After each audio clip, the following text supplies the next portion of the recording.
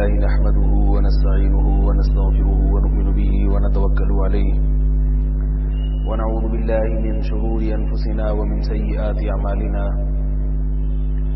من يهده الله فلا مضل له ومن يضلل فلا هادي له ونشهد أن لا إله إلا الله وحده لا شريك له ونشهد أن محمدا عبده ورسوله صلی اللہ تعالی علیہ وعلی آلہ واصحابہ وبارک وسلم تسلیما کثیرا. تھوڑی سی آواز بڑھا دیں. اما بعد فاعوذ باللہ من الشیطان الرجیم بسم اللہ الرحمن الرحیم ولکل بسم اللہ الرحمن الرحیم ولكل جعلنا موالي مما ترك الوالدان والأقربون والذين عقدت أيمانكم فآتوهم نصيبهم إن الله كان على كل شيء شهيدا. الرجال قوامون على النساء بما فضل الله بعضهم على بعض وبما أنفقوا من أموالهم فالصالحات قانتات حافظات للغيب بما حفظ الله واللاتي تخافون نشوزهن فعظوهن واهجروهن في المضاجع واضربوهن فإن أطعنكم فلا تبغوا عليهن سبيلا إن الله كان عليا كبيرا. سورہ نساء کی آیت نمبر 23 اور 24. پچھلے درس میں آیت نمبر 22 پر بیان ہوا تھا کہ اللہ نے کسی کو والاقربون والدین اور رشتہ دار جو کچھ بھی چھوڑ کے جائیں وراثت میں ہم نے ہر ایک کے لیے وارث بنایا ہے, ان کو وراثت میں حصہ ملے گا. والذین عقدت ایمانکم فآتوہم نصیبہم, اور تم میں جو لوگ آپس میں معاہدہ کر لیں تو ان کو بھی ان کا حصہ دو. پہلے ایسا ہوتا تھا کہ اس کو عقد موالات کہتے تھے کہ جب رسول اللہ صلی اللہ علیہ وسلم نے مکہ سے مدینہ ہجرت فرمائی تو انصار اور صحابہ میں معاہدہ ہوا کرتا تھا, ہر چیز میں شریک ہوتے تھے, یہاں تک کہ وراثت میں بھی. تو اللہ تعالیٰ نے اس حکم کو منسوخ کر دیا اور فرمایا وَأُولُو الْأَرْحَامِ بَعْضُهُمْ أَوْلَىٰ بِبَعْضٍ فِي كِتَابِ اللَّهِ. جو رشتہ دار ہیں وہ اللہ ببعض فی کتاب اللہ, جو رشتہ دار ہیں وہ اللہ کی نظر میں زیادہ حقدار ہیں وراثت کے. ابتدا میں یہ حکم تھا لیکن بعد میں منسوخ کر دیا گیا. ان اللہ کان علی کل شیء شہیدا, بے شک اللہ تعالیٰ ہر چیز پر گواہ ہے, دیکھ رہے ہیں کہ تم اللہ کے احکام پر عمل کرتے ہو یا صرف یہ احکام کتابوں میں لکھنے کے لیے, مدرسوں میں پڑھنے کے لیے اور اخباروں میں پڑھنے کے لیے اور سننے کے لیے ہیں, عمل کے لیے نہیں ہے. یہ سب چیزیں اللہ تعالیٰ دیکھ رہا ہے. میں نے عرض کیا تھا کیونکہ یہ سورہ نساء, اس کا نام ہی نساء ہے, خواتین. اس کا پورا اردو میں ترجمہ ہوگا سورہ خواتین. اس لیے اس میں خواتین کے احکام زیادہ بیان کیے گئے ہیں. انہی احکام میں سے ایک اور حکم الرجال قوامون علی النساء. پچھلی آیتوں میں تو یہ تھا کہ ہم نے بعض کو بعض پر, خواتین یہ تمنا نہ کریں کہ ہم کاش مرد ہوتے یا ہمیں وہ حقوق کیوں نہیں ہیں جو مردوں کے ہیں. تو پچھلی آیتوں میں تو یہ تھا کہ فضیلت ہے, اب وہ فضیلت کیا ہے اس کا بیان ہے. الرجال قوامون علی النساء, فرمایا مرد عورتوں پر حاکم ہیں, نگہبان ہیں. قوام کہتے ہیں منتظم کو, مینجمنٹ کہتے ہیں نا کہ یہ تو مینجمنٹ یہ فیصلہ کرے گی کہ یہ قانون ہونا چاہیے یا نہیں ہونا چاہیے, آپ کو چھٹی ملنی چاہیے یا نہیں ملنی چاہیے. کسی کمپنی میں ملازم کو چھٹی چاہیے تو کیا ہوتا ہے بھائی, یہ تو مینجمنٹ کا کام ہے. آپ جا رہے ہیں چھٹی لینے کے لیے کسی اپنے جیسے امپلائی کے پاس, تو وہ کہے گا بھائی یہ میرا نہیں ہے, یہ کام کس کا ہے, مینجمنٹ کا. کتنے دن کی چھٹی چاہیے, آپ کا عذر چھٹی ملے گی بھی یا نہیں ملے گی تو جتنی اور یا اس سے زیادہ بھی دی جا سکتی ہیں یا اس سے کم بھی دی جا سکتی ہیں. چھٹی جو ملے گی تو تنخواہ کٹے گی یا نہیں کٹے گی, یہ سارا کام کس کا ہے, مینجمنٹ کا. تو اللہ نے فرمایا کہ ہم نے مرد کو عورت پر حاکم بنایا, منتظم بنایا. حاکم کا مطلب کیا ہے یہ میں پہلے تفصیل سے بیان کر چکا ہوں، دوبارہ اس تفصیل میں نہیں جاؤں گا۔ کیا مطلب اس کو اپنی والدہ کے گھر جانا ہے تو جانا مناسب رہے گا یا نہیں رہے گا؟ جانا مناسب رہے گا تو کتنے دن کے لیے؟ یہ انتظام کس کے پاس ہے بھائی؟ بولو بھائی، شوہر کے پاس۔ یہ نہیں کہ پرس اٹھایا اور پتلی گلی سے نکل لیا، گھر پہنچ کے فون کر گیا میں امی کی ملنے آئی ہوں، جب میرا دل بھر جائے گا تو واپس آ جاؤں گی۔ آپ انڈے ڈبل روٹی لا کے رکھیے گا، فریج بھر کے رکھیے گا، مطلب یہ کہ آپ خانسامہ ہیں، آپ کی کام ہے میری خدمت کریں، باقی میں نے جب جانا ہوگا جاؤں گی، جب آنا ہوگا آ جاؤں گی، میری خدمت کریں، باقی میں نے جب جانا ہوگا جاؤں گی، جب آنا ہوگا آ جاؤں گی۔ تو یہ حساب کتاب ممکن ہے کسی دوسرے مذہب میں ہو، ہندوؤں میں شاید الاؤ ہو، عیسائیت میں ہو، انگریزوں میں ہوتا ہو ایسے، لیکن اسلام میں اس کی اجازت نہیں۔ تو گھر کا جو ذمہ دار ہے، نگران ہے، وہ کون ہے؟ مرد ہے۔ عورت کو اس کی اطاعت کرنی ہے، اس کے تابع رہ کے چلنا ہے۔ البتہ یہ ضرور ہے کہ منتظم اور مینجمنٹ میں دو قسم کے ہوتے ہیں، ایک ذرا ظرف وسیع رکھنے والے اور ایک تھوڑے سے تنگ نظر ہوتے ہیں، لیکن اختیار کس کا ہے؟ مرد کا ہے۔ پھر مرد کو اختیار ہے کہ وہ خامخواہ کی بیجا پابندیاں نہ لگائے۔ جیسے کسی کو چھٹی چاہیے، اس کے بھائی کی شادی ہے، بہن کی شادی ہے، مینیجر سے چھٹی لے رہا ہے، تو مینیجر کوشش یہ کرتا ہے کہ بھئی گھر چلانا ہے، کمپنی چلانی ہے، تو اگر جائز چھٹی بنتی ہے تو اس کو دے دو۔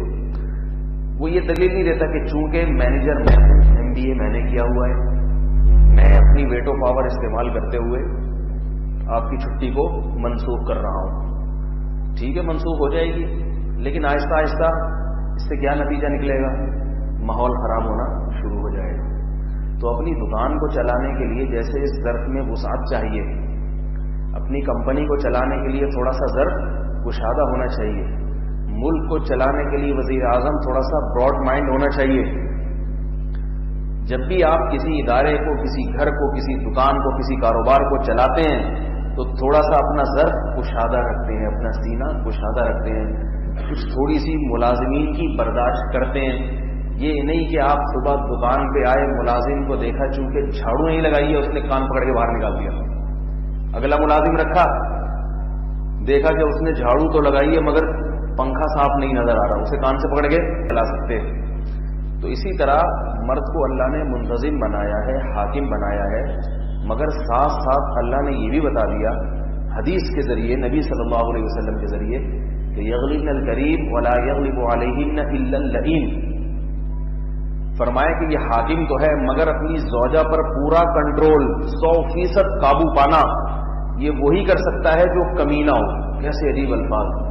لئیم کمینہ آدمی، قابل ملامت برا آدمی، کیونکہ پورا کنٹرول کرنے کے لیے اس کو جلاد بننا پڑے گا۔ سمجھ میں آ رہی ہے بات؟ اسے کیا بننا پڑے گا؟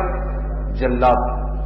ہر وقت مار دھاڑ کٹائی گالی گلوچ، پھر جا کے وہ اس کے بالکل قابو میں آ جائے گی، تھر تھر کانپنے لگے گی جب آئے گا بھائی تھانے دار آ گیا گھر میں۔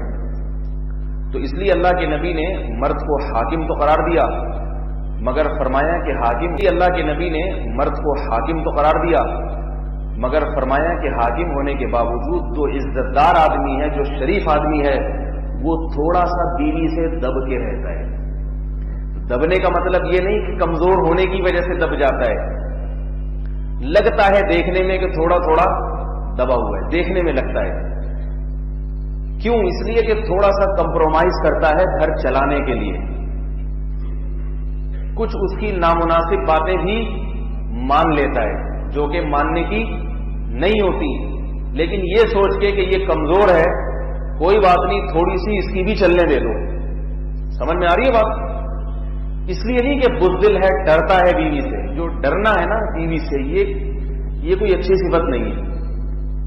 بعض تو اس لیے بیوی کی مانتے ہیں، ان کو پتا ہے کہ اس کے بغیر ہمارے پاس کوئی آپشن ہے ہی، ہمارے بس میں ہی نہیں ہے کہ ہم کچھ کر سکیں۔ ماں کی نہیں سنتے، کس کی سنتے ہیں؟ بعض کتابوں میں قیامت کی علامات میں سے لکھا، بلکہ تو حدیث سے ثابت ہے کہ انسان اپنی بیوی کی اطاعت کرے گا اور ماں کی نافرمانی۔ سمجھ میں آ رہی ہے بات؟ ماں کوئی مناسب کہے یا نامناسب وہ تو سمجھ میں نہیں آ رہی، بیگم نے جو بول دیا فوراً سمجھ میں آ گیا. تو بھائی جتنا بیوی سے دبتا ہے ماں سے تو اس سے بھی زیادہ دبانا چاہیے نا. اس کو سمجھ میں نہیں آ رہی بات. بیوی سے تھوڑا سا اس لیے کمپرومائز کر رہا ہے کہ گھر چلتا رہے، کمزور ہے تھوڑی سی اس کی بھی مان لو، اگرچہ مجھے اختیارات ہیں مگر چھوڑو، تھانے دار بن کے گھر میں رہنا اچھا نہیں ہے، کمپرومائز کر کے رہنا چاہیے، گھر کا ماحول خوشگوار رہے. تو جب ان دنیاوی مفاد اور اخروی مفاد کے لیے اس میں تو بڑے فضائل ہیں. مشہور واقعہ ہے صحابی رسول کا کہ ان کی موت کا وقت تھا، جان نہیں نکل رہی تھی، بہت اعلی حالت نزا کی کیفیت میں تھے. رسول اللہ صلی اللہ علیہ وسلم کو خبر دی گئی کہ موت کا وقت ہے اور بہت سخت تکلیف میں ہے. اللہ تعالیٰ کی رحمت یہ ہوتی ہے کہ کسی کو گناہوں کی سزا دنیا میں ہی دے دیں.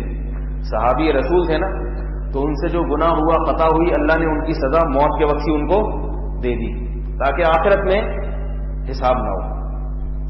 اس لیے کبھی کسی کو موت کے وقت تکلیف میں دیکھیں تو اس سے بدگمان ہونے کی اجازت نہیں ہے. یا تو وہ تکلیف اس کے کسی گناہ کو دھونے کے لیے ہوتی ہے، جو تھوڑی بہت کوتاہیاں ہوئی اللہ کہتے ہیں قبر میں جانے سے پہلے یہی دھلائی ہو جائے، یا وہ درجات کی بلندی کے لیے ہوتی ہے. گناہ نہیں ہوتے، درجات کی بلندی کے لیے ہوتی ہے، گناہ نہیں ہوتے، مگر اللہ تکلیف میں ڈال کے اس کے درجات کو بلند کر رہے ہیں، کیونکہ ابھی آگے کا جو مرحلہ ہے اس میں درجات کی بلندی کا دروازہ بند.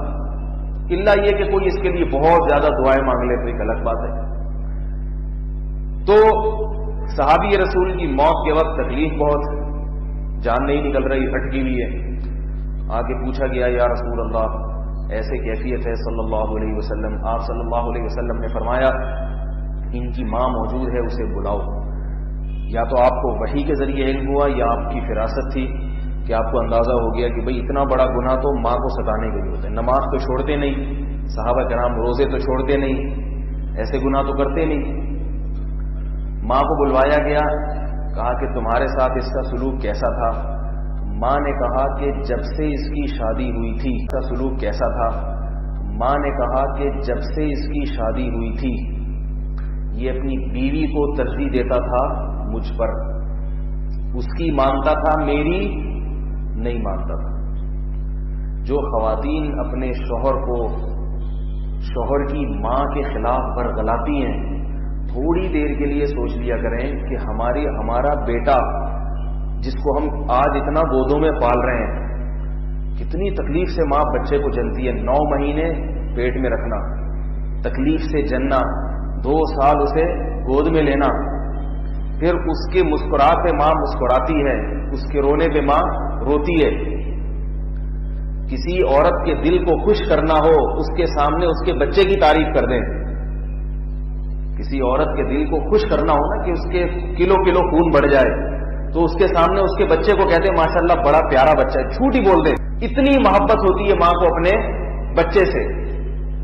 تو وہ ماں کی غیرت کیسے گوارا کرے گی کہ میرے جگر کا ٹکڑا جسے، اور ساری زندگی روٹیاں پکا پکا کے کھلاتی ہے، ساری زندگی بچپن سے جو پکانا شروع کرتی ہے جوان ہو جاتا ہے نا پھر بھی روٹی کس سے مانگتا ہے؟ ماں سے مانگتا. وہ پکا پکا کے کھلاتی ہے. تو اب یہ کیسی بات ہے کہ شادی ہو گئی تو ایک دم احساسات اور جذبات سارے ایسی عورت کے لیے جو ابھی نئی نئی آئی ہے، اس کے آپ پہ کوئی احسانات نہیں ہے، اس نے اپنا گھر بسانے کے لیے آپ سے شادی کی ہے، آپ کو فائدہ پہنچانے کے لیے نہیں کی، لیکن آپ کے سارے جذبات اس کے لیے. اب اس کی ہر بات سمجھ میں آ رہی ہے، ماں کی سمجھ میں نہیں آ رہی. کتنے لوگ ایسے ہوتے ہیں نا جو گھر میں گھر والے ان کو کوئی بات سمجھاتے ہیں سمجھ میں نہیں آتی تو لوگ کہتے ہیں ان کو کوئی بات سمجھاتے ہیں سمجھ میں نہیں آتی تو لوگ کہتے ہیں کوئی بات نہیں شادی ہونے دو بیوی سمجھا دے گی. اور واقعی سمجھا بھی دیتی ہے. بیوی کیوں سمجھا دیتی ہے؟ وجہ اس کی ہے کہ بیوی سے انسان کے جسمانی اور بہت سارے دنیاوی مفاد وابستہ ہوتے ہیں. جبکہ ماں جب بوڑھی ہو گئی یا آپ جب جوان ہو گئے تو ماں باپ سے آپ کے کیا مفاد ہیں؟ بڑا ہو گیا آپ جا کے کہیں اور سو جاؤ گے، جا کے بولے میں گھر پہ ہی نہیں آتا، جاؤ میں دوستوں میں رہوں گا. وہ بیچارے تڑپتے رہتے ہیں گھر میں، آپ گھر چھوڑ کے چلے جاتے ہیں۔ لیکن جو بیوی کو گھر دیتا ہے وہ تو اپنا ہی گھر ہوتا ہے نا، اپنا گھر چھوڑ کے کہاں جائے انسان۔ اس لیے مرد چاہتا ہے کہ جب میں گھر میں آؤں تو زوجہ کا چہرہ خوشگوار ہونا چاہیے، لہذا آپ کو موڈ اچھا بنانے کے لیے کہ یہ خوشگوار موڈ میں ہو، اس کی کڑوی کسیلی بھی برداشت کر لیتا ہے۔ تھوڑا سا کپڑی کھاتا ہوں، یہ تانے دیتے ہیں، چھوٹے کا بڑے بھائی سے پھڈا ہو گیا، بھائی اب ختم کرو، منا لو، تم معافی مانگ لو۔ نبی صلی اللہ علیہ وسلم نے کتنی ترغیب دی ہے، جو معافی میں پہل کرے گا، حق پر ہونے کے باوجود نبی نے فرمایا جو حق پر ہو، غلطی اس کی نہ ہو، اس کے باوجود یہ معذرت کر لے تاکہ جھگڑا ختم ہو جائے بھائی بہنوں میں، رشتہ داری جڑ جائے۔ آپ صلی اللہ علیہ وسلم نے فرمایا میں اس کے لیے جنت کے درمیان میں گھر کی ضمانت لیتا ہوں۔ حق پر ہونے کے باوجود جھگڑا ختم کر دے تاکہ آپس میں دل خراب نہ ہو۔ مانتا ہے میری غلطی نہیں ہے، لیکن کوئی بات نہیں، اپنے آپ کو غلط کہہ دو کہ میں غلطی پر تھا، آپ صحیح ہیں، اللہ کی خاطر، تاکہ رشتے نہ ٹوٹیں۔ بھائیوں سے نہیں ہوتا، یہ بہنوں سے نہیں ہوتا، لیکن کسی حد تک بیوی کو منا لیتے ہیں۔ کیوں؟ اس لیے کہ گھر یہاں دنیاوی مفاد ہے، منا لیا۔ میں یہ نہیں کہہ رہا کہ نہیں منایا کریں، کہیں آپ سمجھے کہ اچھا تو یہ بھی نہیں کریں گے ہم۔ مطلب یہ ہے کہ یہ بھی کریں، یہ بھی نبی کا حکم ہے، شریعت کا حکم ہے، گھر کو اچھا ماحول مہیا کرنا تاکہ لڑائی جھگڑے نہ ہوں۔ اونچ نیچ ہو گئی تو تھوڑا سا جھگڑا وگڑا ہو گیا، میں بتاتا ہوں نا، غصے میں آئے باہر گئے تو باہر جا کے گٹکا کھا لیں تاکہ غصہ ختم ہو جائے، اور واپسی پہ گٹکا اس کے لیے بھی لیتے آئیں۔ ہوتا ہے جب انسان جب غصے میں ہوتا ہے نا، پھر تو پھٹ رہا ہوتا ہے، منہ توڑ دوں گا، طلاق دے دوں گا، ہتھوڑا مار دوں گا۔ تو اس میں کیا کہتا ہوں، بھائی ہتھوڑا مار بھی دیا نا، خدا نہ خواستہ ایک مارا فوراً نکل جاؤ، دوسرے سے پہلے مارو ہی نہیں، نکل جاؤ گھر سے۔ جب غصہ ٹھنڈا ہو جاتا ہے، آدھا ایک ڈیڑھ گھنٹہ غصہ، کبھی ایسا نہیں ہوتا کہ 24 گھنٹے تک طول پکڑے، اتنا طول پکڑے گا نا تو دماغ کی رگ پڑ جائے گی، مر جاؤ گے۔ کبھی بھی غصہ پکڑتا تو نکل گئے، تھوڑی سی صلواتیں سنا کے نکل گئے، اور پھر جو ہے نا جب تل ملا رہے ہو نا کہ ابھی جا کے میں گلا دباتی ہوں، بولو ابھی نہیں جاؤں گا، شیطان سے بولو جاؤں گا 1 گھنٹے کے بعد، صرف گلا نہیں کاٹ دوں گا گلا میں، لیکن ابھی نہیں، کیونکہ شیطان تو کہتا ہے نا گھنٹے کے بعد پھر تو کچھ نہیں کریں گے، میں بہت کچھ کر لوں گا لیکن ابھی نہیں۔ تو 1-8 گھنٹے بعد جب غصہ اتر جاتا ہے انسان کا، ادھر ادھر بیٹھ کے دوستوں میں گپ شپ، تو پھر کہتا ہے چھوڑو ختم کرو، جا کے گٹکا وٹکا کھاتا ہے تو ریلیکس ہو جاؤں، پھر کہتا ہے اس کو بھی ریلیکس کر دوں، ایک گٹکا اس کے لیے بھی۔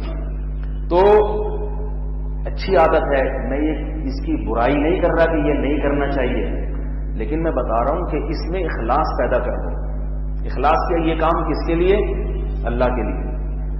تو جب اللہ کے لیے کرے گا نا تو کہے گا کہ بھائی اللہ نے بھائی بہنوں سے بھی یہی حکم دیا ہے، سب سے پہلے یہ اللہ کے لیے۔ تو جب اللہ کے لیے کرے گا نا تو کہے گا کہ بھائی اللہ نے بھائی بہنوں سے بھی یہی حکم دیا ہے۔ سب سے پہلے تو والدین سے، باپ اور ماں کو تو ناراض کرنے کا ہی نہیں، یہ تو سوال ہی پیدا نہیں ہوتا، تو ان کے لیے بھی ایسا ہی ہے۔ یہاں تو میرے مفاد ہیں اس لیے منا رہا ہوں، اور وہاں مفاد نہیں ہے اس لیے وہ ناراض ہے تو ناراض ہے۔ 2-2 3-3 4-4 سال گزر جاتے ہیں بھائی بہنوں میں، ایک دوسرے کا منہ دیکھنا گوارا نہیں کرتے۔ لا يدخل الجنت قطاع، نبی صلی اللہ علیہ وسلم نے فرمایا رشتوں کو توڑنے والا جنت میں داخل نہیں ہوگا۔ البتہ یہاں ایک بات چھوٹی سی ہے کہ بعض لوگوں کی طبیعت میں کچھ چڑچڑاپن ہوتا ہے، ان سے جتنی دوستی لگائیں گے دشمنی بڑھے گی۔ بعض رشتے دار ایسے ہوتے ہیں نا کہ آپ نے بھائی ہے منا ونا کے سیٹ کر لیا اس کو، ہاں بھی چلو ہدیے ودیے، پھر گپ شپ ہو رہی، پھر وہ کچھ چبھتے ہوئے ودیے، پھر گپ شپ ہو رہی، پھر وہ کچھ چبھتے ہوئے جملے کہنا شروع کر دے گا۔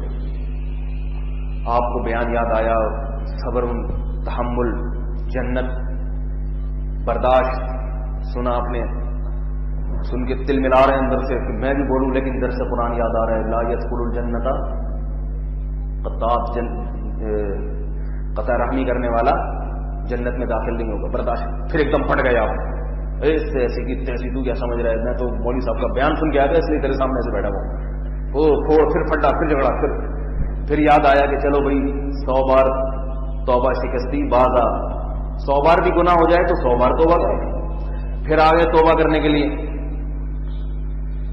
تو ایسے لوگوں کو میں کہتا ہوں توبہ تو 100 بار کریں، لیکن پھر اس طرح کا ماحول دوبارہ 100 بار پیدا نہ کریں. 2-3 بار میں جب تجربہ ہو گیا کہ بھائی ان کا مزاج ہی کچھ اس قسم کا ہے کہ ان کو ہر جگہ بم رکھنے کی عادت ہے، فتنہ فساد بعض لوگوں کے مزاج میں ہوتا ہے، پھر ان سے بقدر ضرورت تعلق رکھا جائے. حدیث میں آتا ہے بل الارحام ولو بالسلام، رشتوں کو جوڑو، کچھ نہ ہو سکے تو صرف سلام کر لیا کرو.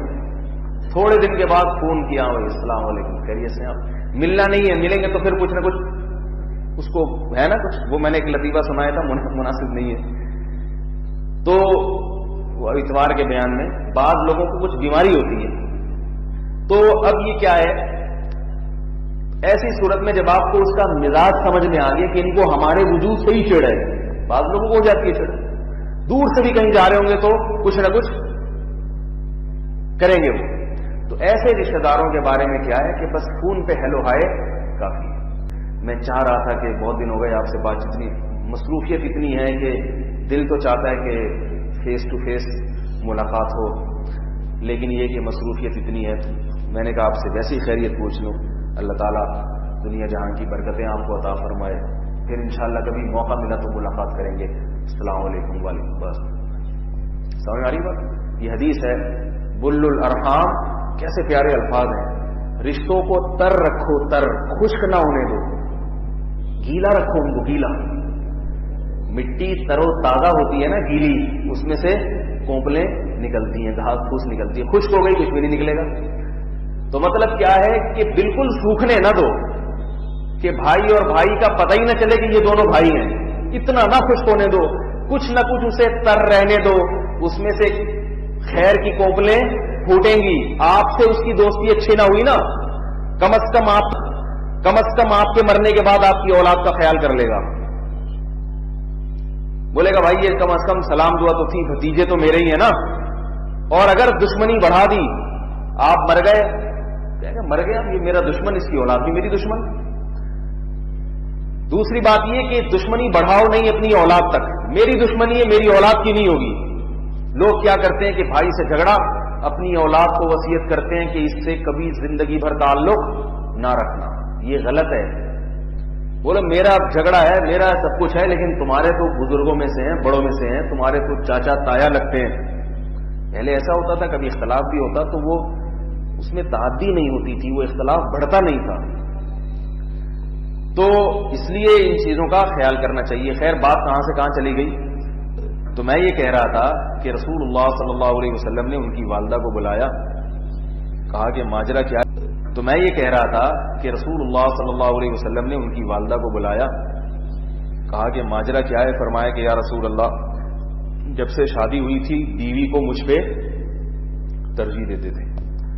تو آپ صلی اللہ علیہ وسلم نے فرمایا تم اس کا یہ جرم معاف کر دو تاکہ ان کی روح آسانی سے نکل جائے. انہوں نے کہا ایسے کیسے معاف کر دوں، ساری زندگی سکھایا ہے، 2 منٹ میں معاف کر دوں. آپ نے فرمایا ٹھیک ہے، پھر لکڑیاں جمع کر کے آگ لگاؤ اور ان کو آگ میں پھینک دو.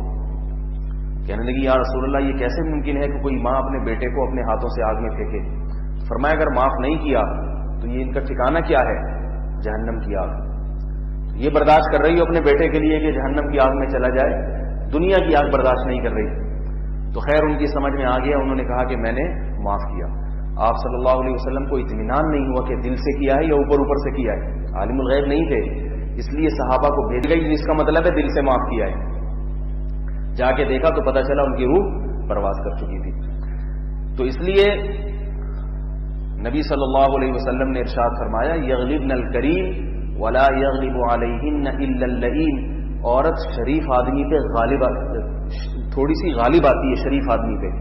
یعنی شریف آدمی گھر بچانے کے لیے تھوڑا سا کمپرومائز کرتا ہے. یہ عزت دار ہونے کی علامت ہے. اس لیے نہیں کہ ڈرتا ہے، بلکہ اس لیے کہ تھوڑا سا اس کی بھی چلنے دو. تھوڑی سی کچھ غلط باتیں بھی تھوڑی اس خلاف شرع نہیں. غلط اور چیز ہوتی ہے، خلاف شرع خلاف شرع بات ماننے کی تو اجازت نہیں. یہ بیگم کہہ رہی ہے گھر میں ٹی وی لا کے رکھو, آپ نے پورے سینما گھر کھول لیا خوش کرنے کے لیے کہ بھئی شریف آدمی ہمیشہ بیوی سے دب کے ہی رہتا ہے. اس نے کہا کہ ایسا کرو, اپنی اماں کو ایڈی سینٹر میں جمع کرا دو, کھانستی رہتی ہیں, ٹی وی کے جراثیم پھیل رہے ہیں گھر میں. آپ نے کہا شریف آدمی بیوی سے دب کے رہتا ہے, بوڑھی ماں کو ایڈی سینٹر میں جمع کرا دیا آپ نے. اس نے کہا یہ فجر کی نماز نہیں پڑھی جاتی نہ مجھ سے نہ آپ سے. تو شریعت کا اصل حکم تو یہ ہے کہ آپ سے بھی پڑھی جائے گی اور اس سے بھی, اس کو بھی پڑھانا پڑے گا. بیوی کو ٹھکائی لگانے کی شرعاً اجازت ہے اگر وہ نماز نہیں پڑھتی. پردہ کرانے کے لیے ٹھکائی لگانے کی شرعاً اجازت ہے. فقہائے کرام نے زوجہ کی ٹھکائی لگانے کی اجازت جن چیزوں میں دی, یہ آیت ویسے آگے آ رہی ہے کہ بعض صورتوں میں زوجہ پر ہاتھ اٹھانے کی بھی اجازت ہے. بعض صورتوں میں, ان صورتوں میں ایک صورت کیا ہے کہ وہ فرض نماز نہیں پڑھتی. ابھی اٹھانا نہیں, پوری بات مکمل کر لوں. آدھا بیان سن کے بعض لوگ چلے جاتے ہیں, ٹھکا ٹھکا کی آوازیں آ رہی, پوری بات مکمل ہونے دیں.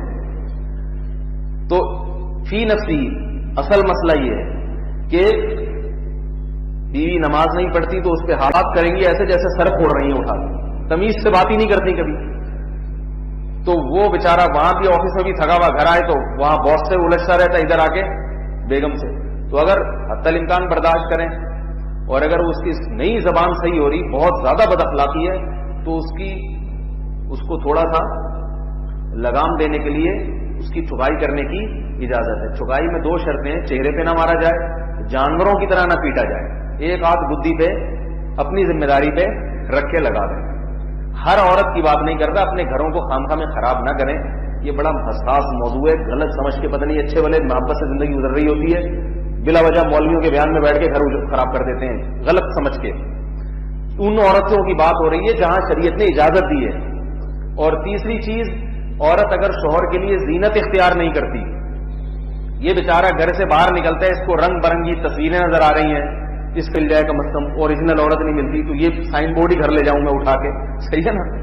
کبھی جاتا ہے سینما گھر پہ نظر پڑی, وہاں ایسی ایسی تصویریں, کبھی آفس میں جا کے رنگ برنگی عورتیں, گھر آتا ہے وہ بھنگیوں چماروں کی طرف, پسینہ اس کے جسم میں, کپڑے خراب. شادی میں جائے گی تو ایسے کہ لوگ کہیں گے دلہن یہ ہے وہ نہیں ہے, وہ غلطی سے اس کو اسٹیج پہ بٹھا دیا, دلہن یہ ہے. تو لیکن جب شوہر گھر پہ آئے گا تو حالت ایسی ہے کہ کوئی خیال نہیں, نہ بال بنے ہوئے.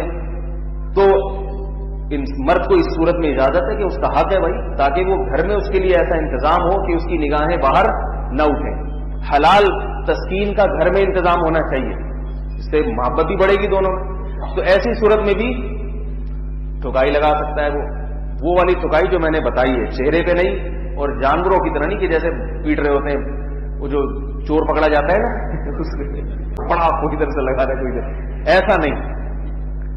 تو یہ 3 چیزیں ہیں. اس کے علاوہ بھی فقہاء نے 2-3 چیزیں ذکر کی, موٹی موٹی بنیادی یہی 3 چیزیں ہیں جن پہ اجازت ہے. لیکن یہ جو ان میں ایک بعض چیزیں ایسی ہیں جیسے نماز ہے یا پردہ ہے, اس میں یہ ذہن میں رکھیں کہ اگر آپ کو زوجہ کی ٹھکائی لگانی تھی نماز پہ, تو پھر پہلے سے شادی ایسی خاتون سے کرنی چاہیے تھی جو نمازی. بعض لوگ مجھے فون کرتے ہیں, کہتے ہیں کہ ہماری بیوی نماز نہیں پڑھتی, میں ٹھکائی لگا دوں. میں کہتا ہوں کہ جب شادی کی تھی اس وقت پہلے سے نماز پڑھتی تھی یا نہیں؟ کہہ رہے نہیں, اس وقت نہیں پڑھتی تھی. میں نے کہا جب اس وقت نہیں پڑھتی تھی اس کا مطلب آپ نے جب اس سے شادی کی ہے اور آپ نے یہ بھی نہیں کہا کہ نماز لازمی پڑھنی پڑے گی, یہ بھی معاہدہ نہیں ہوا آپ کا, اب آپ کس بنیاد پہ ٹھکائی لگاؤ گے؟ بولے کہ اتنے نمازی تمہیں چاہیے تھا تو مجھ سے کرنے کی ضرورت کیا ہے؟ اس وقت تو شہوت دماغ پہ, بولے کہ اتنے نمازی تمہیں چاہیے تھا تو مجھ سے کرنے کی ضرورت کیا ہے؟ اس وقت تو شہوت دماغ پہ چڑھی ہوئی تھی, عشق دماغ پہ چڑھا ہوا تھا, اور پسند آئی تو بس اپنی ساری خواہشات پوری کرنے کے لیے شادی کر لی, نہ نماز دیکھی نہ پردہ دیکھا. اب تھوڑے دن میں جب دماغ سکون پہ آیا اور وہ جنون اترا ہے, اب خیال ہو رہا ہے کہ یہ کم وقت نماز کیوں نہیں پڑھتی, یہ تو پڑی سوتی رہتی ہے. تو اس سے کیا ہوگا؟ بغاوت کے جذبات پیدا ہوں گے, اصلاح نہیں ہوگی. تو اس لیے ٹھکائی اس خاتون کو لگائی جا سکتی ہے جو آپ نے پہلے سے پتا تھا نماز پڑھتی ہے, آپ کے پاس آنے کے بعد اب وہ نہیں پڑھ رہی, تو اس میں بھی آرام سے سمجھایا جائے اور بستر الگ کر دیا جائے, اس سے ناراض ہو جائے کچھ دنوں کے لیے, پھر بھی نہیں سدھر رہی, پھر شریعت اجازت دیتی ہے کہ اس کی ٹھکائی لگاؤ. اور اس میں یاد رکھیں عورت کا فائدہ ہے, نقصان نہیں ہے. ممکن ہے خواتین کہیں کہ یہ کیسا مذہب ہے ہم پر ظلم کی اجازت دے رہا ہے. ظلم کی نہیں. جب آپ کو قیامت کے دن بے نمازی کا انجام نظر آئے گا نا, جو بے نمازی عورتیں ان کا انجام کیا ہے, تو آپ کہو گی کہ اللہ کرے ہمارا شوہر کاش ہمیں کوڑوں سے ڈنڈوں سے پیٹ پیٹ کے نمازی بنا دیتا, ورنہ آج یہ کوڑے نہ لگ رہے ہوتے ہمیں. تو یہ اللہ کا احسان ہے کہ اللہ نے مرد کی ذمہ داری لگائی کہ اپنے آپ کو بھی جہنم کی آگ سے بچاؤ اور بیوی کو بھی جہنم کی آگ سے بچاؤ. دوسری شرط, پہلی شرط سمجھ میں آ گئی نماز میں ٹھکائی لگانے کی پہلی شرط کیا ہے؟ پہلی شرط کیا؟ وہ پہلے سے نمازی, یا آپ نے کم از کم معاہدہ کیا ہو کہ شادی کے بعد نماز 5 وقتہ پڑھنی پڑے گی, نہیں پڑھو گی تو میں پھر میرا میٹر گھوم جائے گا, یہ بتا دوں. کیونکہ عورت اگر نماز نہیں پڑھتی, یاد رکھو, اس کا مطلب آپ کی پوری نسل خراب ہو گئی. اب گھر میں بچے نماز نہیں پڑھیں گے, خاص طور پہ بیٹیاں, وہ ماں کو دیکھیں گی پڑھی سوتی رہتی ہے, وہ کہاں سے نماز پڑھیں گی؟ کیسا گھر ہوگا وہ کہ آپ جو ہے نا وہ ماحول بنانا چاہ رہے ہو اور گھر میں کوئی نماز ہی نہیں پڑھتا, تو یہ تو معاملہ سارا بگڑ جائے گا. شرط پہلے سے معاہدہ ہو یا پہلے سے وہ نمازی ہو. دوسری شرط یہ کہ آپ خود بھی نمازی ہو.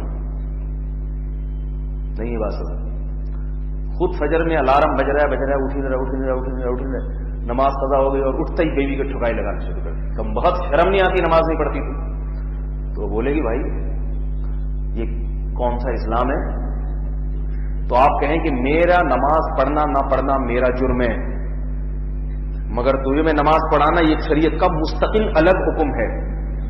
خود عمل کرو نہ کرو, دوسروں کو تبلیغ بہرحال فرض ہے. دلیل کسی حد تک درست تو ہے, مگر ایسے موقع پر کوئی اور آپ کو یہ دلیل دے کے ٹھکائی لگاتا, آپ کی سمجھ میں آ جاتی ہے بھائی؟ تو اس کی سمجھ میں کیسے آئے گی بھائی؟ خود پہلے نماز کا اہتمام کرے, خود ایسا اہتمام کرے. جب عورت دیکھتی ہے کہ یہ نماز کے معاملے میں بہت سخت ہے, اپنا عمل بھی اس کا ایسا ہے. جب عورت دیکھتی ہے کہ یہ نماز کے معاملے میں بہت سخت ہے, اپنا عمل بھی اس کا ایسا ہے, کچھ بھی ہو نماز نہیں چھوڑتا, پھر وہ بھی کرے گی. باقی چیزوں میں بھی ایسا ہی ہے. خود فلمیں دیکھ رہا ہے, بیٹھ کے ڈرامے دیکھ رہا ہے, اور بیگم کو گن پوائنٹ پہ نیک بننے پر مجبور کر رہا ہے. خود لڑکیوں سے گپ شپ مار رہا ہے فون پہ, ویسے میں بازیاں چل رہی ہیں, اس طرح کی حرکتیں چل رہی ہیں, اور بیوی کو جو ہے نا غیبت کے خلاف اور دوسری چیزوں کے خلاف تقریریں کر کر کے ان کو اس کو دھمکیاں بھی دے رہا ہے کہ اگر نیک نہیں بنی تو جانتے ہو نا میں چنگیز خان کی اولاد میں سے ہوں. ایسی ایسی دھمکیاں دیتے ہیں لوگ. تو ٹھکائی وہ لگائے جس کا تھوڑا سا خود بھی سیٹ اپ درست ہو. لیکن خواتین کو شوہر میں کیڑے نہیں نکالنے چاہیے. خواتین کی اگر کسی جائز بات کے شوہر نے ٹھکائی لگا دی, وہی جائز ٹھکائی جو میں بتا رہا ہوں نماز پہ, پردے پہ, تو پھر وہ یہ نہ کرے کہ آپ کون سا پارسا ہو, یہ تانے نہ دے اس کو. بعض دفعہ وہ بھی مبالغہ کرتی ہیں, 100% پارسا تو دنیا میں کوئی بھی نہیں ہوتا. اب وہ کہیں بھی بیچارے میں تھوڑی سی بھی فنی خرابی ہے, ٹیکنیکل خرابی ہے, تو اس کو ہائی لائٹ کر دیتی ہیں. موٹی بڑی اگر خرابیاں نہیں ہیں اس میں, موٹی خرابی کیا ہے, بڑی خدا نخواستہ عورتوں سے ناجائز تعلقات ہیں, فون پہ گپے مارتا ہے عورتوں سے, دوستیاں, جیسے آج کل مردوں کی یہ خرابیاں سامنے آ رہی ہیں, پڑا رہتا ہے سارا دن اور بیوی سے کہتا ہے کما کے لاؤ. اس طرح کی بڑی خرابیاں, نماز ہی نہیں پڑھتا. تو اس طرح کی بڑی خرابیاں اگر ہوں تو پھر تو ٹھیک ہے, کس دانا دینا سمجھ میں آتا ہے. اگر کوئی بہت ہی ٹیکنیکل قسم کی فنی خرابی ہے, ایک دن آنکھ نہیں کھلی تھی فجر میں, تو اس کو تانا کہ یہ تو نماز تو پڑھتا ہی نہیں ہے, یہ مجھے دے رہا ہے, تو یہ عورت کے لیے اس کی قطعاً اجازت نہیں ہے. تو یہ تو ہو گیا اس مسئلے میں. دوسرے مسائل میں بھی یہ ہے کہ اجازت تو شریعت نے دی, کر سکتا ہوں کہ نہیں کر سکتا. ٹھکائی لگا کے بعض دفعہ معاملہ بننے کے بجائے بگڑ جاتا ہے, کیونکہ آج کل خواتین کی حکومت دنیا میں آتی چلی جا رہی ہے. میڈیا ان کو بہت طاقتور کر رہا ہے, اور میڈیا اپنے خیال میں خواتین کی خیرخواہی کر رہا ہے, لیکن حقیقت میں خواتین کا بیڑا غرق کر رہا ہے, کیونکہ فیملی سسٹم کو برباد کر رہا ہے. فیملی سسٹم ٹوٹنے سے مرد کا اتنا نقصان نہیں ہوتا, عورت کا نقصان ہوتا ہے, کیونکہ عورت کی تو نیچر ہی گھر ہے. گھر سمجھ میں آ رہی ہے بات؟ جب اس کا گھر ٹوٹ گیا, مرد کہیں بھی آوارہ گردی کر کے زندگی گزار سکتا ہے, فٹ پاتھوں پہ بھی لیٹ سکتا ہے, لیکن عورت کو گھر چاہیے باہر, اس کی زیادہ ضرورت ہے. تو اگر اس پہ کنٹرول نہیں کیا اور میڈیا جیسا آزاد کر رہا ہے کہ شوہر کی آنکھوں میں آ کے ڈال کے بات کرو, ذرا سا کوئی مسئلہ ہو تو اس کے خلاف جا کے FIR کٹوا دو، اس کو تھانے میں بند کروا دو، جیو والوں کو بلا لو، نیوز چینل کو بلا کے اپنے شوہر کو ساری دنیا میں برہنہ کر دو. یہ ساری باتیں میڈیا سکھا رہا ہے ان کو، ساری دنیا میں برہنہ کر دو. یہ ساری باتیں میڈیا سکھا رہا ہے ان کو. نتیجہ کیا نکلے گا کہ گھر کس کا برباد ہوگا؟ اور مرد محبت کرنا چھوڑ دے گا کسی عورت سے، شادی کرنا چھوڑ دے گا. جیسے یورپ میں مردوں نے شادی کرنا ہی چھوڑ دی، کتنی ٹینشن ہے، یہ پالنا ایک عذاب ہے اس کو. تو نقصان کس کا ہو رہا ہے؟ عورت کا نقصان ہو رہا ہے. تو عورت کے حقوق کے نام پہ عورتوں کی زندگی کو برباد کیا جا رہا ہے. اسلام چونکہ دین فطرت ہے، اس لیے ایسے احکام دیتا ہے جو حقیقت میں قابل عمل ہوں اور عملی طور پر ان پہ چلا بھی جا سکتا ہو، اور اس میں عورت کے حقوق کا حقیقی تحفظ ہو. تو یہ اللہ نے احکام بیان کیا، الرجال قوامون علی النساء، فرمایا ہم نے مرد کو عورت پہ حاکم بنایا ہے، منتظم بنایا ہے. دو اس کی وجہ بیان کی اگلی آیت میں. بس یہ بیان کر کے میں بات کو ختم کرتا ہوں کہ ہم نے کیوں بنایا. ویسے تو اللہ کے ذمے نہیں ہے کہ ان کو اعتراض کا حق نہیں ہونا چاہیے. اچھا یہ بھی یاد رکھیں، جیسے اللہ نے آپ کو آپ کی بیوی پر حاکم بنایا ہے تو آپ کے داماد کو بھی آپ کی بیٹی پہ حاکم بنایا ہے. نہیں بس اپنے بارے میں تو کچھ اور اصول ہوتا ہے، داماد کے بارے میں کچھ اور اصول. تو بیٹی جب آ کے اٹھ پٹانگ قسم کی شکایتیں لگائے بلا وجہ کی، تو اسے بولو کہ بیٹی کس کے اشاروں پہ چلنا ہے تم نے؟ اپنے شوہر. بیٹی پرس اٹھا کے آپ کے گھر آ گئی، باپ کی ذمہ داری ہے اس سے کہے کہ اپنے شوہر سے پوچھ کے آئی ہو یا نہیں آئی ہو. اگر وہ کہے کہ نہیں آئی تو باپ یوں نہ کہ ماشاءاللہ کتنا کانفیڈنس ہے میری بیٹی میں، ماشاءاللہ یہ میری تربیت تھی، انگلش اسکول میں میں نے پڑھایا ہی اس لیے تھا، ایسی ہونی چاہیے. یہ نہ کرے. سمجھ آ رہی ہے بات؟ دل چاہ رہا کہ ڈانٹ لگاؤں. تو نہ تو ساس اس کو یہ مشورہ دے، یعنی لڑکی کی ماں چاہ رہا کہ ڈانٹ لگاؤں. تو نہ تو ساس اس کو یہ مشورہ دے، یعنی لڑکی کی ماں، کہ بیٹا بہت اچھا کیا اپنے شوہر کو بتائے بغیر آ گئی. اسے کہہ دینا آئندہ بھی ایسا ہی ہوگا، تاکہ ابھی سے وہ قابو میں رہے. تو اس کا کوئی فائدہ نہیں ہوگا، بلکہ اسے اس کا فرض ہے کہ بیٹی اب تمہارا جینا مرنا کس کے ساتھ ہے؟ اپنے شوہر کے ساتھ. حضرت حکیم اختر صاحب رحمہ اللہ تعالیٰ کے ایک ملفوظ ہم نے سنا. ان کی صاحبزادی عمرہ کرنے کے لیے، ان کے داماد بھی عمرے پہ جا رہے تھے. کچھ وقت کے بعد حضرت حکیم اختر صاحب دامت رحمہ اللہ تعالیٰ کا بھی سفر تھا. وقت کے بعد تھا، یہ پہلے تھا، مجھے صحیح طرح یاد نہیں. تو بچی نے کہا کہ میں اپنے ابا کے ساتھ جاؤں گی عمرہ کرنے. تو حضرت نے اپنی بچی کو تنبیہ کی کہ جب شوہر بھی جا رہا ہے، شوہر کی موجود ترجیح مت دو. اس سے شوہر کے دل کو کیا ہوگا؟ تکلیف کہ یہ رہتی میرے ساتھ ہے مگر ابھی بھی ترجیح کس کو دے رہی ہے. سمجھ میں آ رہی ہے بات؟ بھائی نہیں آ رہی؟ یہ چھوٹی چھوٹی باتیں ہوتی ہیں جو گھروں کے برباد کرنے کا ذریعہ بنتی ہیں. فوراً اس کو تنبیہ کی اور فرمایا کہ یہ بتا بھی دو اپنے شوہر کو کہ میرے والد صاحب نے مجھے تنبیہ کی ہے کہ ایسا نہ کرنا، تاکہ داماد کے دل میں بھی قدر ہو کہ دیکھو میرے سسر صاحب میری زوجہ کی کیسی اچھی تربیت کر رہے ہیں. آج معاملہ کیا ہو رہا ہے؟ الٹے معاملے ہو رہے ہیں سارے. ساس صاحبہ اپنی بیٹی کو اپنے داماد کے خلاف ورغلاتی رہتی ہے. گھر آئیں گی تو ایک ایک چیز چیک کریں گی. دودھ کا ڈھکن اٹھا کے دیکھیں گی دودھ ہے یا کتنا آ رہا ہے تو پتلا تو نہیں ہے، موٹی ملائی بھی جم رہی ہے کہ نہیں جم رہی. دیکھیں گی ہمارے میاں تو 6-6 کلو دودھ لاتے تھے.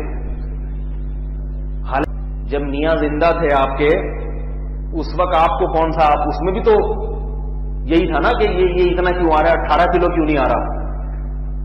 تو اب جا کے پھر چیک کرنا پھل فروٹ لاتا ہے کہ نہیں لاتا. بچوں کو کون سے اسکول میں پڑھا رہا ہے. ساس جا کے یہ پوچھتی. سب ساسوں کی بات نہیں ہو رہی، جو ساسیں اس وقت بیان نہیں سن رہی یا بیان نہیں سنیں گی ان کی بات ہو رہی. جو بھی میرا بیان کوئی کسی بھی قسم کی ساس جو سنیں گی وہ اس میں داخل ہی نہیں، ان تمام کے علاوہ کی بات ہو رہی ہے. تو اب یہ سب ہو رہے ہیں گھروں میں، ہم بھی اسی ماحول میں رہتے ہیں، اسی معاشرے میں رہتے ہیں. پتہ یہ ساری طلاقوں کی، جھگڑوں کی وجوہات یہ چیزیں بنتی ہیں. بچے پیدا ہونے کے بعد کون سے اسکول میں پڑھیں گے، اس میں بھی بچوں کے باپ کی نہیں چلتی. یہ بھی بیگم صاحبہ بتاتی ہیں کہ فیلکن ہاؤس مناسب رہے گا، اور یہ بھی بیگم صاحبہ بتاتی ہیں کہ فیلکن ہاؤس مناسب رہے گا، اور اس کی والدہ بھی پوچھتی ہیں کہ کون سے اقرا میں داخل کیا ہوا ہے، اقرا میں بیڑا غرق ہو جائے گا، حفظ کروا رہے ہو فیلکن ہاؤس میں کرواؤ، تاکہ سب کی بات نہیں ہے، وہاں بھی اچھے لوگ بھی ہوتے ہیں، لیکن جو رپورٹیں بہت عجیب عجیب سی بھی ہیں فیلکن ہاؤس کے بارے میں، تو ہر چیز میں ہر چیز میں، تو میرے بھائی یہ جو ہے نا، اس سے مرد کا دماغ خراب ہو جاتا ہے، اس سے بہت پاگل ہو جاتا ہے وہ، کہتا ہے میری اولاد ہے، میں پڑھاؤں نہیں پڑھاؤں۔ ایک صاحب کا جھگڑا ہوا اپنی بیوی کے ساتھ، میاں بیوی میں علیحدگی ہو گئی طلاق کے بغیر، 1-1.5 سال کے بعد پھر ان میں دوبارہ مذاکرات ہوئے، چونکہ انہوں نے مجھے بھی درمیان میں حکم بکم بنایا ہوا تھا، تو میں بھی ان کے جھگڑے میں شریک تھا، تو میاں بیوی کے بارے میں تو لکھت پڑت ہو گئی کہ بھی شوہر بیوی کو کتنا خرچہ دے گا۔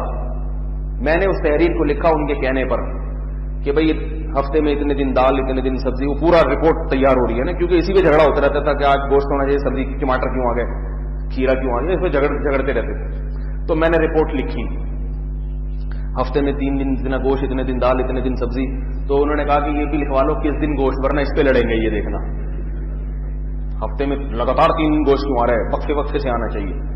تو پھر اس پہ ہم نے ایک چیز رپورٹ، پاگل لوگوں کا تو یہی ہوتا ہے، بھائی صبر کر لو، شوہر کھلا رہے ہیں، کبھی تو کوئی گوشت بھی کھلا دے گا، نہیں تو دال پہ گزارا کر لو، دنیا ہے، مسافر خانہ ہے، اس کی آمدن دیکھو۔ لیکن بہرحال پوری رپورٹیں تیار ہوئیں۔ اس کے بعد اب بچوں کا معاملہ آ گیا، کیونکہ بچے بھی لڑکی والوں کے پاس تھے، بھی خرچہ لکھو، تو وہ جو بچوں کا باپ تھا نا، اس نے بولا باپ میں ہوں، ٹھیک ہے نا، ان کا خرچہ نہیں لکھوں گا، ان کا خرچہ، کیونکہ وہ مجھ سے بڑا متاثر تھا نا، میرے بیانات میں بیٹھتا تھا، اس نے کہا تھا شریف آدمی، یہ نہیں کہ کوئی چرسی ہیروئن تھی، پھر تو لکھوانا پڑتا ہے نا، کہتا ہے کہ ان کا خرچہ نہیں لکھوں گا، کیونکہ ان کا خرچہ اگر لکھا نا میں نے، اس کا مطلب بڑے ہو کر پھر یہ کوئی تانا دے سکتا ہے کہ تمہیں جو کچھ مل رہا تھا نا وہ تمہارے ابا سے لکھوایا گیا تھا، تو باپ کی کیا عزت رہ جائے گی بھائی؟ سمجھ میں نہیں آ رہی بات؟ تو اس نے غضبناک ہوا، اس نے کہا ٹھیک ہے، میری بیوی کسی کی بیٹی ہے چونکہ، تو باپ کو اپنی بیٹی کے بارے میں تو تحفظات ہوتے ہیں، پتہ نہیں داماد کھلا رہا ہے کہ نہیں کھلا رہا، لکھوا لیو، ٹھیک ہے بھائی لکھوا لو، تاکہ پتہ چل جائے کہ بھئی یہ ہو رہا ہے گھر میں۔ روزانہ سگنیچر بھی لے لیا کرو اپنی بیٹی سے کہ اتنے ٹماٹر، اتنے آلو، اتنے خربوزے آئے کہ نہیں آئے، روزانہ سگنیچر بھی لے لیا کرو اپنی بیٹی سے کہ اتنے ٹماٹر، اتنے آلو، اتنے خربوزے آئے کہ نہیں آئے۔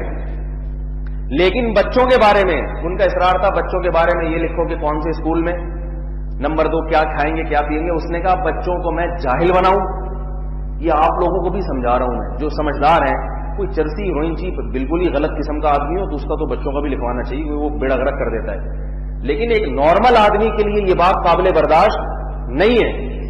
بچے کی تو نسبت پہلے باپ کی طرف ہوتی ہے، سب سے پہلے اس کا تو نسب، اس کا تو قوم ساری باپ سے چلتی ہے، یہاں تک کہ اگر میاں بیوی میں علیحدگی ہو جائے تو جب تک بچہ چھوٹا ہے ماں رکھ سکتی ہے، لیکن جہاں بڑا ہوگا شریعت کس کو کہتی ہے کہ کس کا حق ہے؟ باپ کا حق ہے، کیونکہ خرچے سارے باپ پہ ڈالے جا رہے ہیں اس کے، بیٹی کی شادی کا ولی باپ کو بنایا جا رہا ہے، بچے ماں کے پاس رہیں گے، خرچہ کون دے گا؟ باپ دے گا خرچہ۔ تو اس لیے کہ میں خرچہ ورچہ کچھ بھی نہیں لکھوں گا، میں چاہے تو بھوکا رکھ کے ان کو بھوکا رہنے کی روحانی ٹریننگ دوں، صحیح ہے، کچھ بھی نہ کھلاؤں، یا چاہوں تو باڈی بلڈر بنانے کے لیے روزانہ 18 کیلے اور خربوزے کھلاؤں، صحیح ہے، چاہوں تو ان کو میں بالکل کسی اسکول میں داخل ہی نہ کروں، اور چاہوں تو میں سٹی اسکول میں داخل کر دوں، یہ میرا مسئلہ ہے۔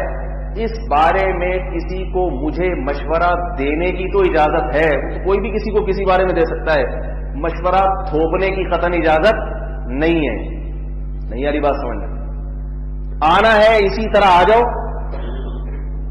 بیٹی کی شرائط لکھ دوں گا، اپنے بچوں کی شرائط نہیں لکھوں گا، ورنہ ان بچوں کو اپنے پاس ہی رکھو جو ایسی لکھت پڑھ کر کے باپ کو ملے۔ سمجھ میں آ رہی ہے بات کہ نہیں آ رہی؟ یہ اس لیے ہوتا ہے کہ اگر یہ نہ ہو تو ایسا گھر پھر 4 دن بھی نہیں چل سکتا، کیونکہ اس میں اپنے کھلانے ہیں. ایسے باپ کے دل میں پھر بچوں کی محبت بھی نہیں رہتی، اور بچوں کو بھی جب پتا چلے گا، ماں کسی بھی وقت تانا دے دے گی کہ بھائی تمہیں تو ابا نے اس لیے اتنے اچھے اسکول میں پڑھایا تھا، یہ تو چاہتے ہی نہیں تھے پڑھانا، یہ تو ان سے لکھوایا گیا تھا. تو اس قسم کی احمقانہ شرطیں یہ بھی بعض لوگ بعض دفعہ لکھ دیتے ہیں. خیر، تو اللہ تعالیٰ نے بیان فرمایا کہ ہم نے جو مرد کو حاکم بنایا ہے اس کی 2 وجہ ہیں. بس یہ وجہ بیان کر کے بات کو ختم کرتا ہوں. کتنی وجوہات ہیں اس کی؟ 2. اللہ وجہ نہ بھی بیان کرے تو ماننا پڑے گا بھائی اللہ نے بنا دیا، لیکن اللہ نے اس کی 2 وجوہات بیان کی. نمبر 1، بما فضل اللہ بعضهم علی بعض. کیسا عجیب کلام ہے یہ دیکھیں آپ. فرمائے پہلی وجہ تو یہ کہ اللہ کی عادت ہے کہ اللہ جب بھی مخلوق اللہ نے بنائی ہے تو سب کو ایک جیسا مرتبہ اللہ نے بنائی ہے تو سب کو ایک جیسا مرتبہ نہیں دیا. نظام چلانے کے لیے اللہ ہمیشہ بعض کو بعض کے تابع بناتے ہیں. دنیا کا اصول ہے کہیں کسی کمپنی میں سب کا ایک مرتبہ نہیں ہوتا، ایک مقام نہیں ہوتا. کسی اسکول میں سارے ایک لیول کے، ایک گریڈ کے نہیں ہوتے. کسی ملک میں ایسا نہیں کہ سب کا گریڈ ایک ہی ہو، وزیر اعظم صدر سب 11ویں اسکیل کے ہیں. ایسا ہوتا ہے کیا؟ بھائی کوئی 17 گریڈ کا ہے، کوئی 16ویں گریڈ کا، کوئی 18ویں کا، کوئی 24 تک بھی پہنچ جاتے ہیں.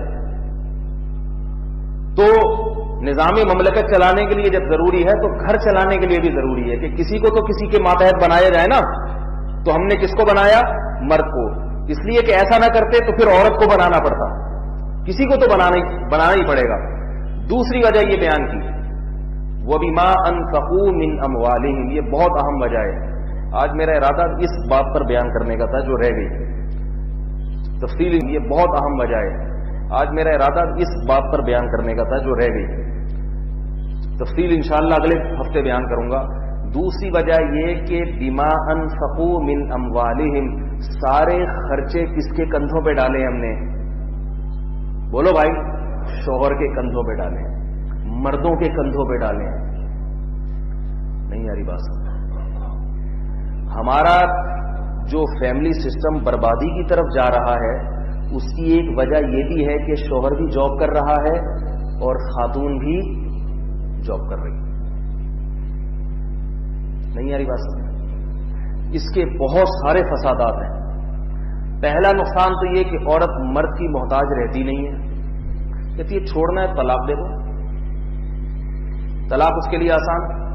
ٹھیک ہے یہ کھاتی پیتی ہے، طلاق ہو گئی، اس کو کوئی شاید اتنا بڑا نقصان نہ ہو، لیکن بیڑا غرق ہو گیا کس کا؟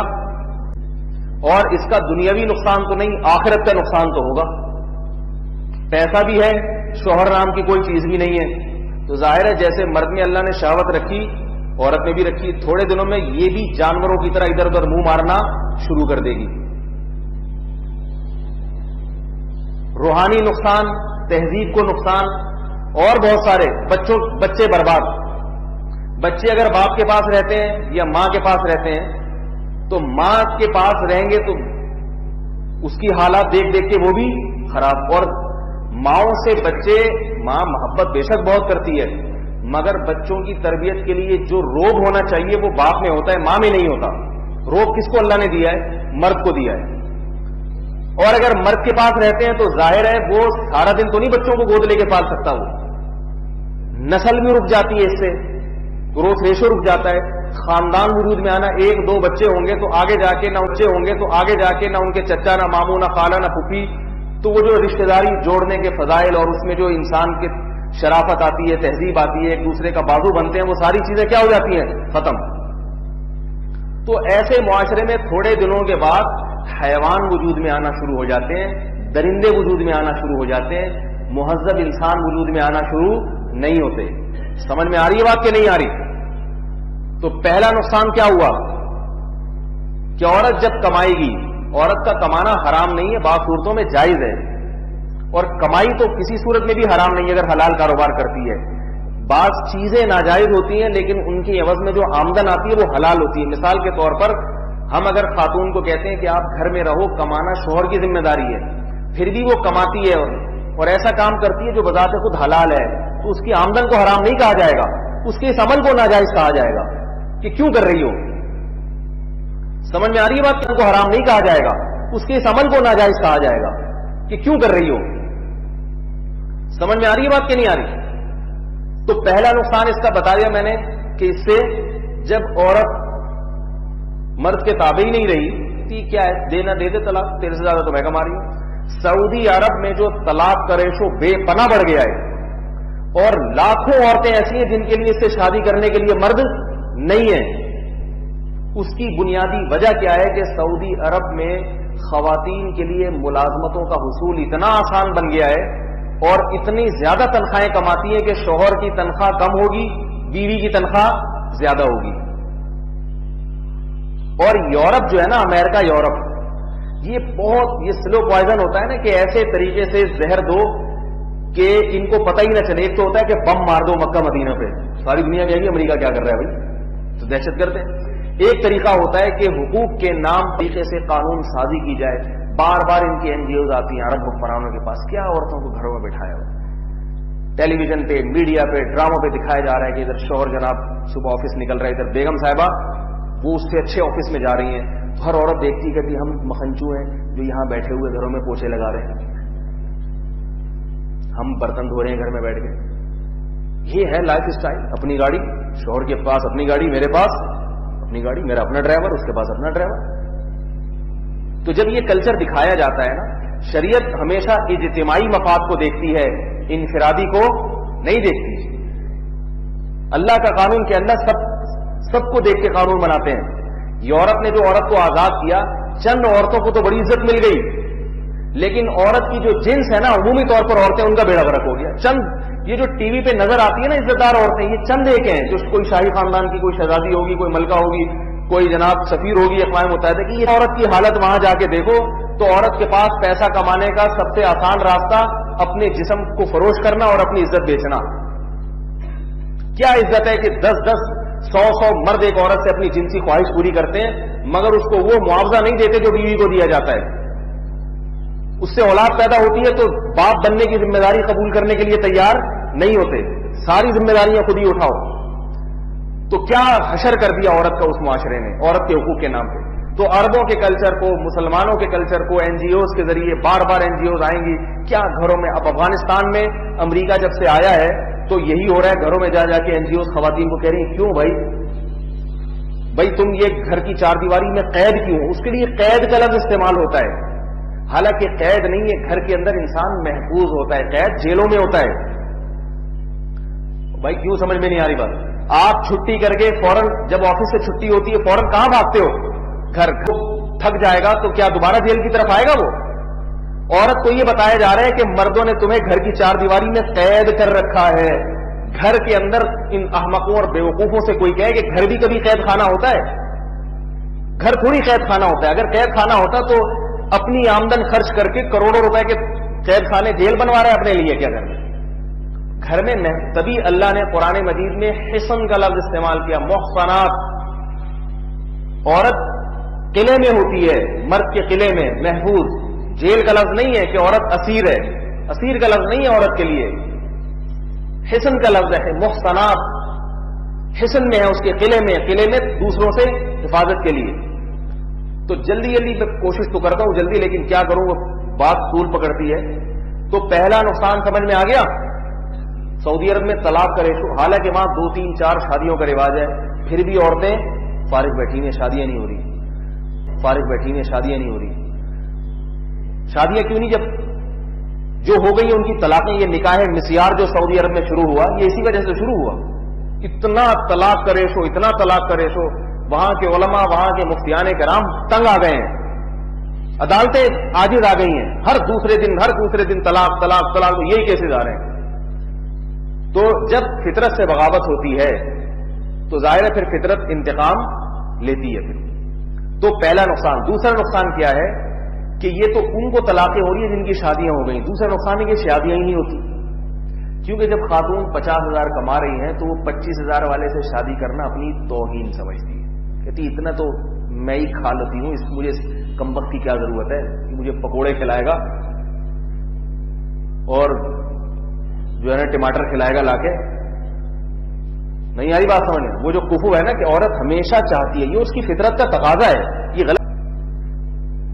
اور جو ہے نا ٹماٹر کھلائے گا لا کے، نہیں آ رہی بات سمجھ میں؟ وہ جو کفو ہے نا کہ عورت ہمیشہ چاہتی ہے، یہ اس کی فطرت کا تقاضا ہے، یہ غلط نہیں ہے.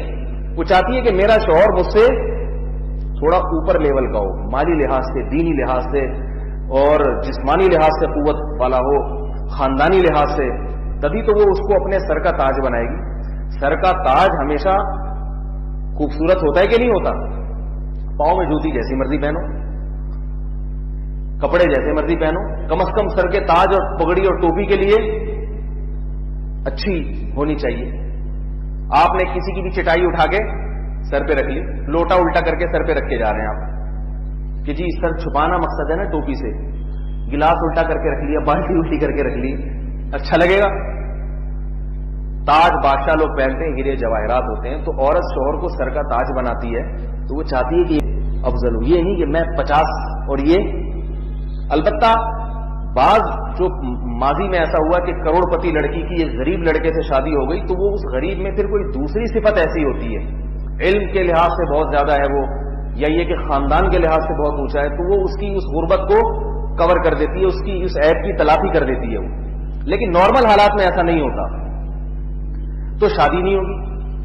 میں تنگ آ گیا ہوں یہ مسائل سن سن کے. لڑکی جاب کر رہی ہے اور لڑکا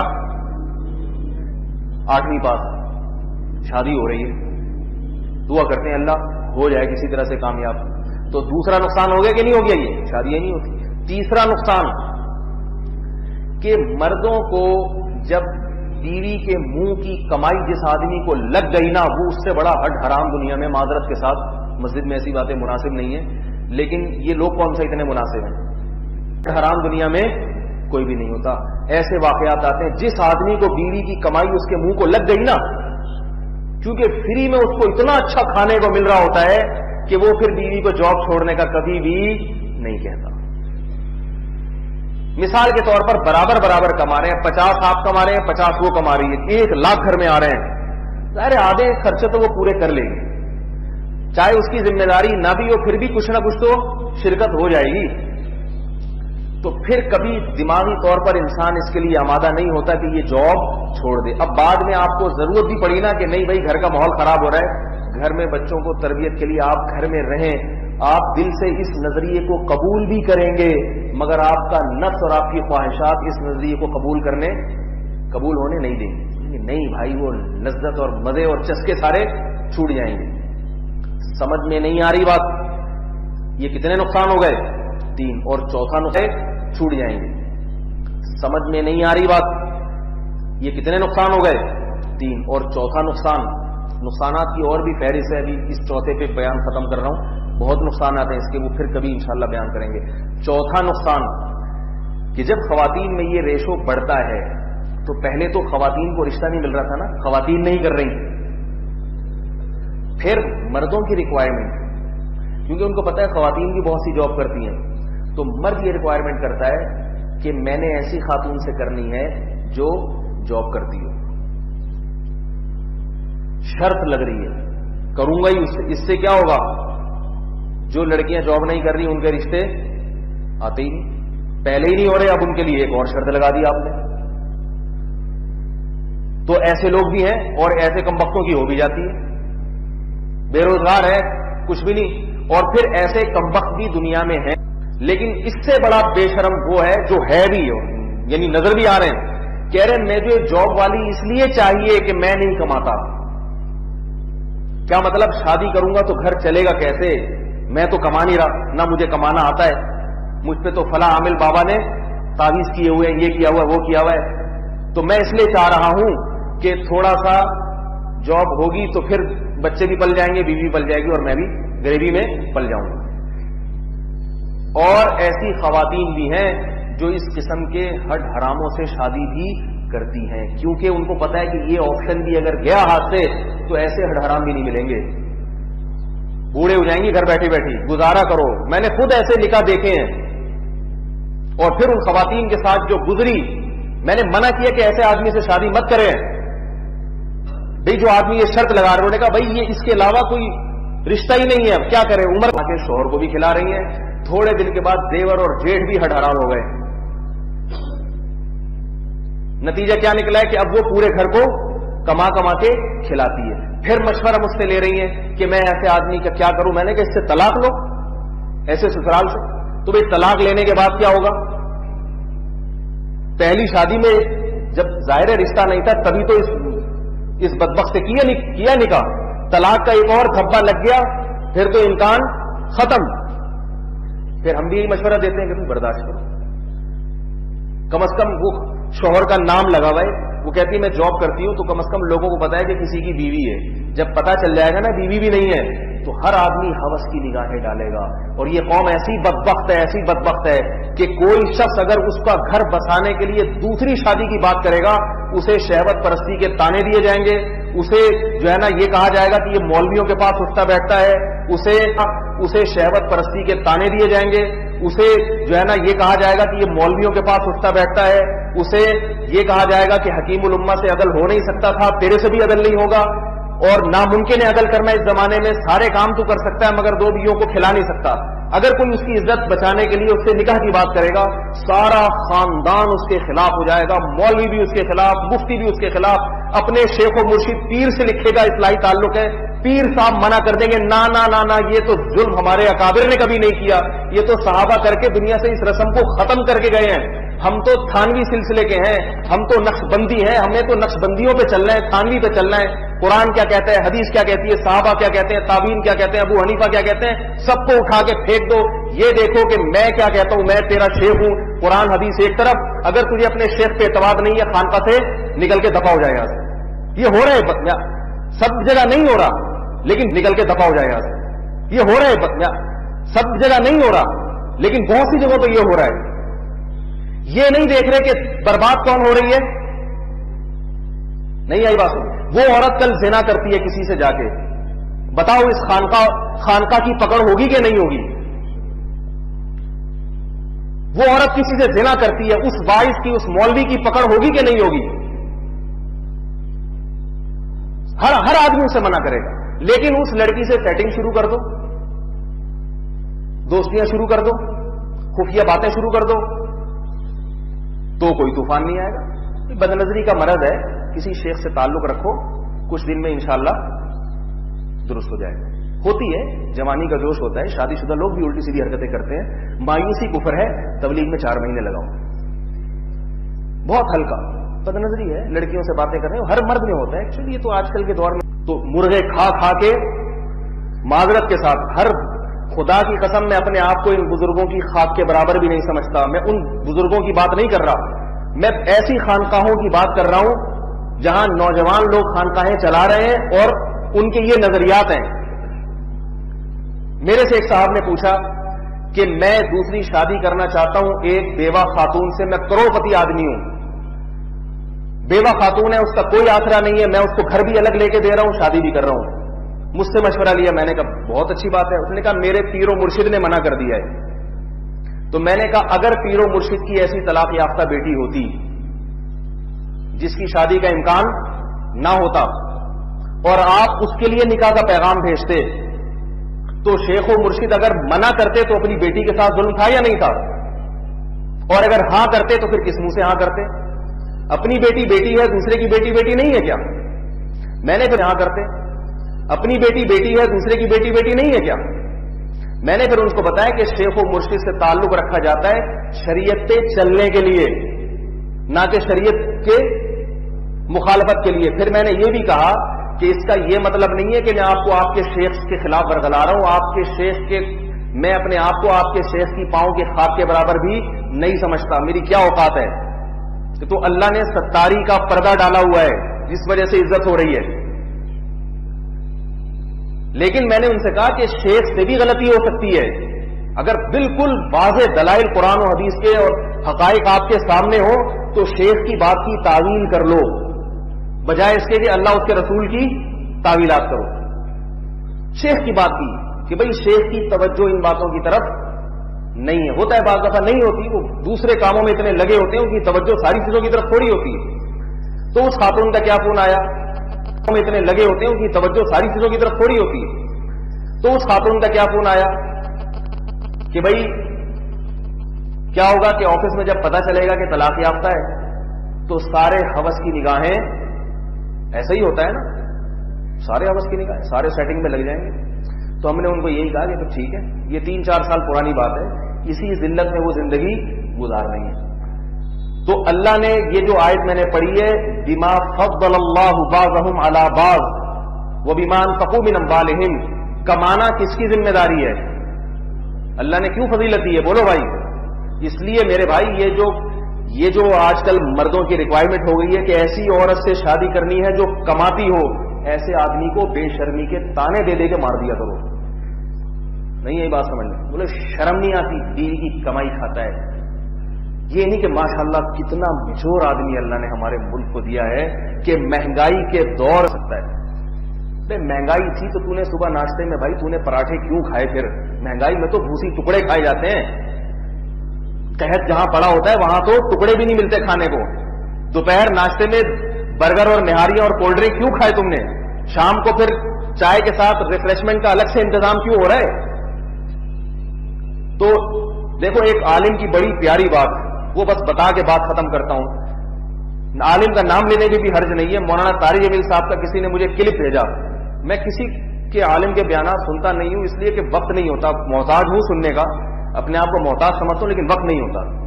کبھی کبھار کوئی ہو جاتا ہے تو سن بھی لیتا ہوں. تو انہوں نے ایک بڑی پیاری بات کہی کہ اللہ کی جو صفت ہے نا خالق، لوگ یہ بھی مان لیتے ہیں آسان ہے. کس نے بنایا؟ اللہ نے بنایا، تسلیم کر لیتے ہیں. اللہ کی صفت ہے قادر، طاقتور ہے، سب مانتے ہیں، ہندو بھی مان لے گا. لیکن اللہ کی ایک ایسی صفت ہے، اللہ کیا کہتے ہیں؟ رب العالمین، صرف تمہیں نہیں سارے جہانوں کو پالتا ہوں. کیا مطلب؟ اللہ کے حکم پہ چلو. پالنا کس کی ذمہ داری ہے؟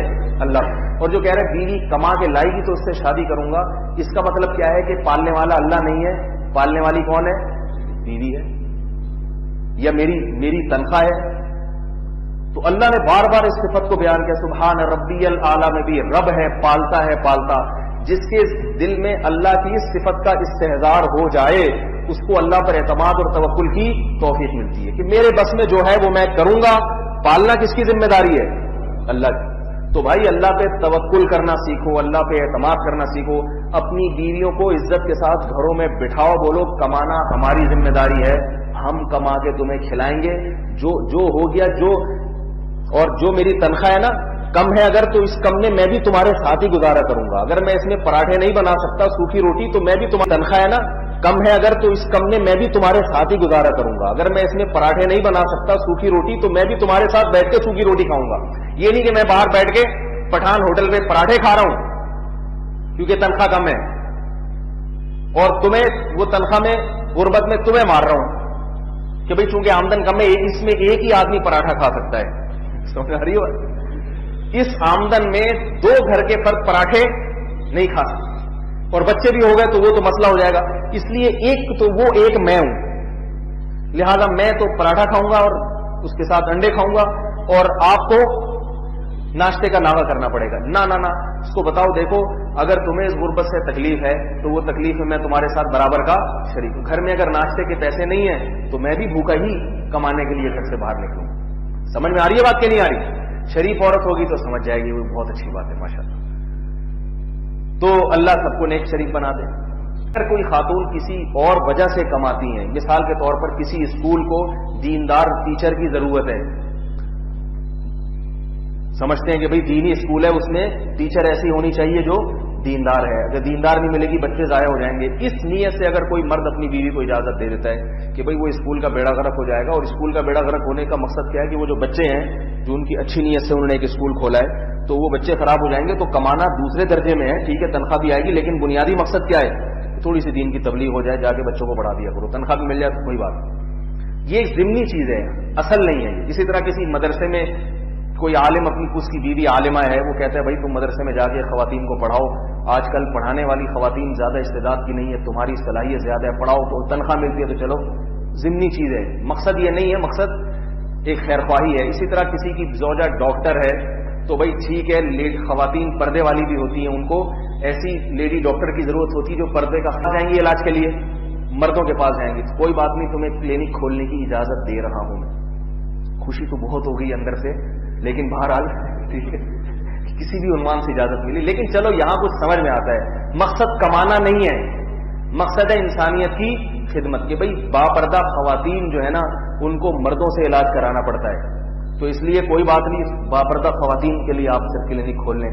یہ ایک الگ چیز ہے، اس کا میں خلاف نہیں ہوں، میں اس کے خلاف ہوں کہ مرد کے دل میں لالچ ہو. تو یہ بات ذہن میں رکھیں کہ جس مرد کو بیوی کے منہ کی کمائی لگ گئی پھر ساری زندگی وہ کمانے میں پھر نہیں وہ آتا، الا ماشاءاللہ سوائے کوئی چند ایک کے کسی کو اللہ نے بہت توفیق دے دی ہو. تو اللہ تعالیٰ، اللہ یہ میں نہیں بیان کر رہی ہے، اللہ احکام سارے بیان کر رہے ہیں. بما انفقوا من اموالہم، کمانے کی ذمہ داری ہم نے کس پہ لگائی ہے؟ مرد کی. یہ ذمہ لگایا ہے اللہ تعالیٰ نے، وظیفہ مرد کی ذمہ داری ہے. اللہ تعالیٰ مرد لگائی ہے مرد کی، یہ ذمہ لگایا ہے اللہ تعالیٰ نے، وظیفہ مرد کی ذمہ داری ہے. اللہ تعالیٰ مردوں کو ان ذمہ داری کو پورا کرنے کی توفیق عطا فرمائے. سبحانک اللہم و بحمدک، نشہد ان لا الہ الا انت، نستغفرک و نتوب الیک.